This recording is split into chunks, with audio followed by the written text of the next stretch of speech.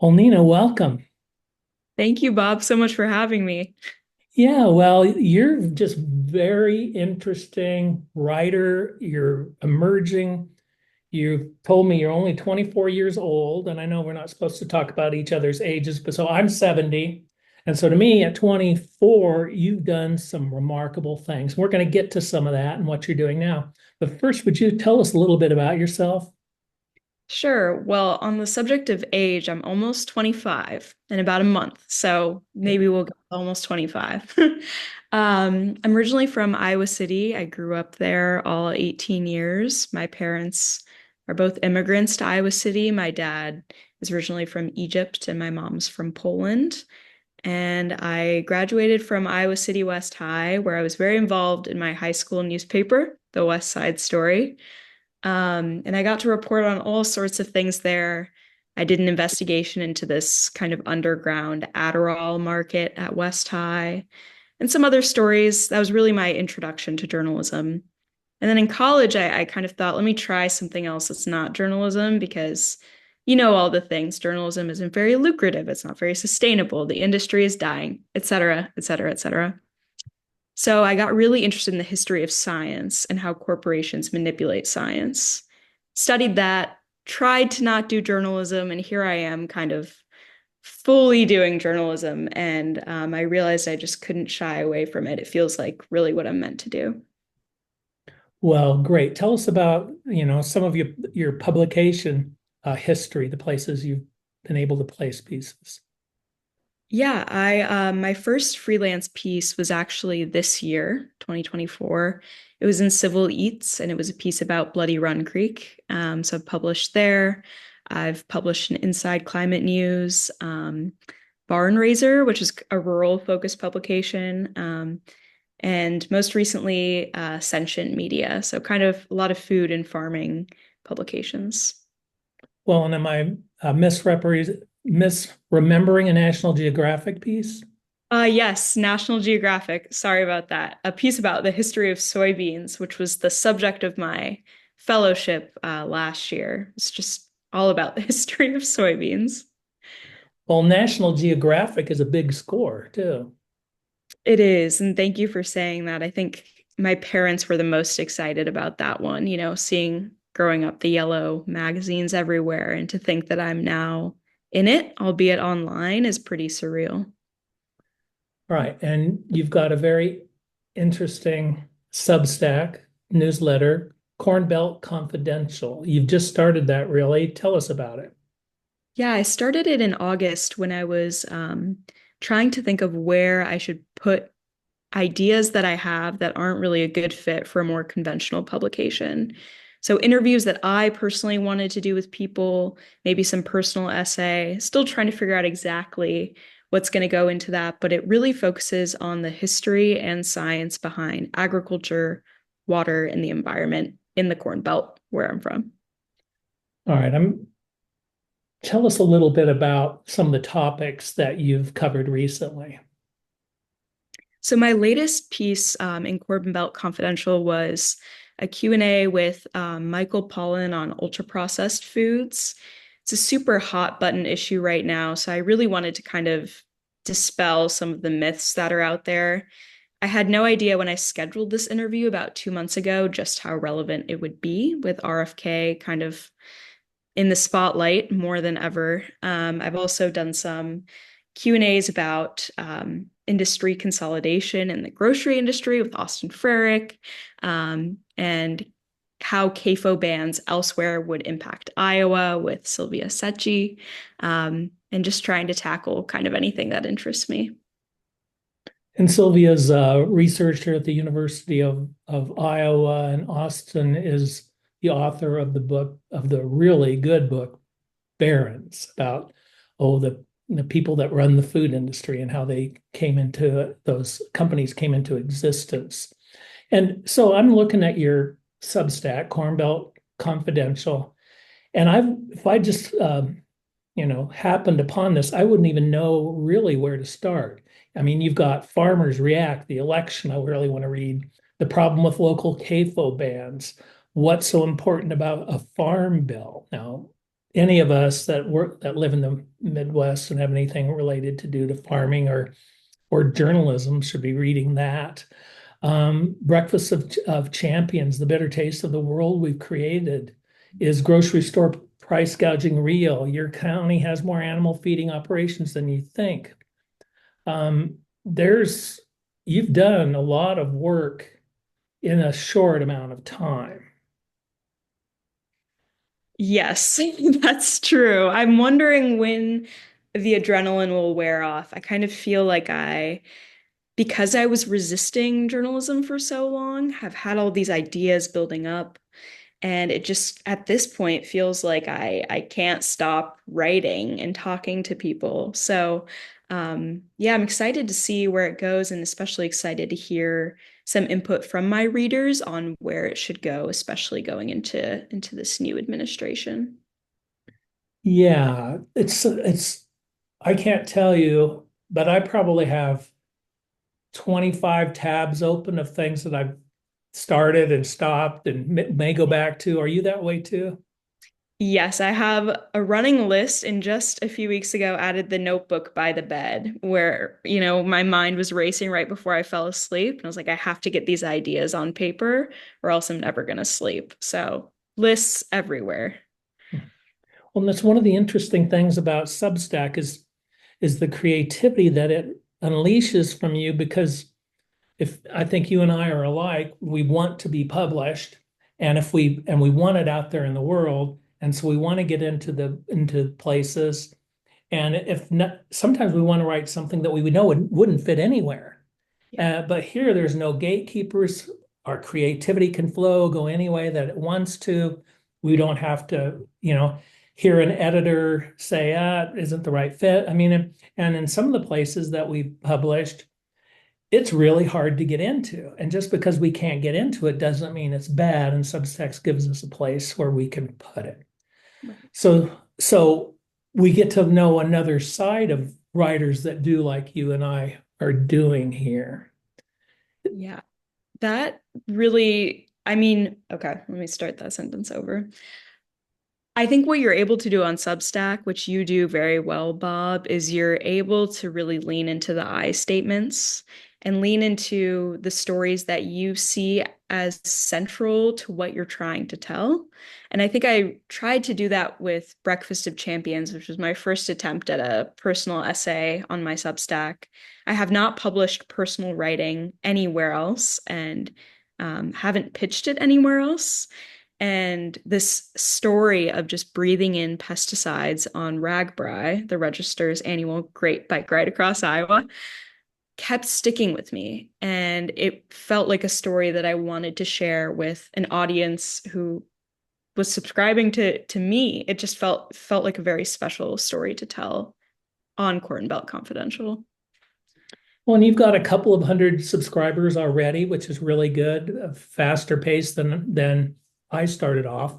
I thought it was remarkable when I got my first 50. But so I mean, you're off to a great start. I think what you do is fantastic, and I hope people that listen uh, or read whatever I'm about to write about this do subscribe to you because lots of great content. And we need to help our writers help get the word out, and importantly, some of the subjects that you've written about aren't in a lot of the mainstream journalism places. Is that how you feel?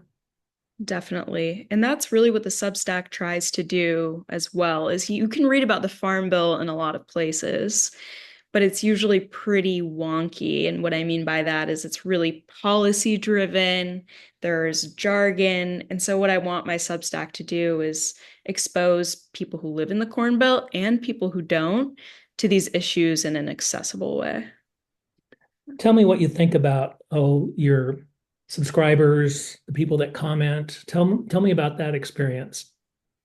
It's felt so special. I read somewhere, I think probably on Substack, about the feeling of knowing that I think I have 195 right now, that if you put 195 people in a room and you looked out and just thought, all of these people are here just to read me, they clicked that button because I'm writing.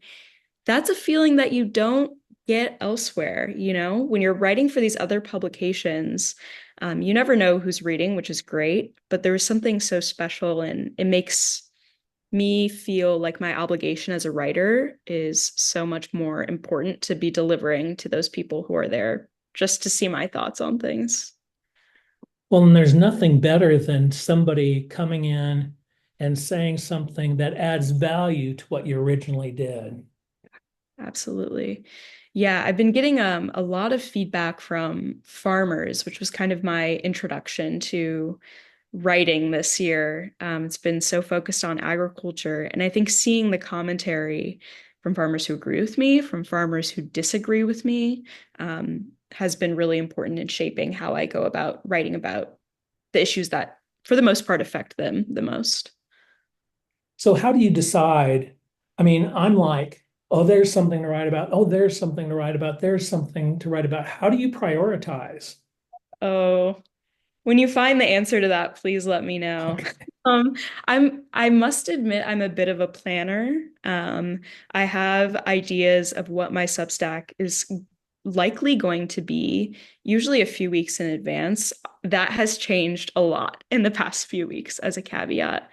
But I think that I'm really trying to keep my finger on the pulse of what people are talking about and what I can contribute that might be a slightly different perspective than is already out there. But I still feel like my timing can be either great or not so great. And sometimes you just miss that window. Mhm. It's just gone and you didn't work Yes. fast enough. Yeah, and there's a lot of that going on.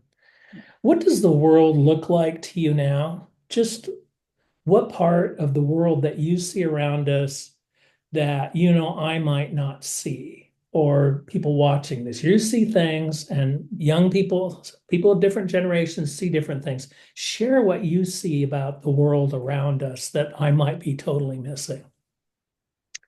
Well, I think one thing that you yourself as a journalist and writer are probably not missing, but if I may say, and my dad is the same generation as you, might be missing, is a healthy dose of skepticism about everything. I think that my generation, Gen Z, is skeptical of literally everything we read, hear, and are told, especially by people older than us. I think a good example is, my generation, I think, will struggle to buy a house. Sometimes older generations don't really see how that's possible or don't want to talk about that. And I think in my writing, am really trying to highlight what I'm skeptical of. And if people can provide answers, if sources can shine some light on that. And I don't always leave feeling not skeptical, but I think that process is what I want my readers to see. Very good. Well, tell me about the line for you between just reporting and opinion.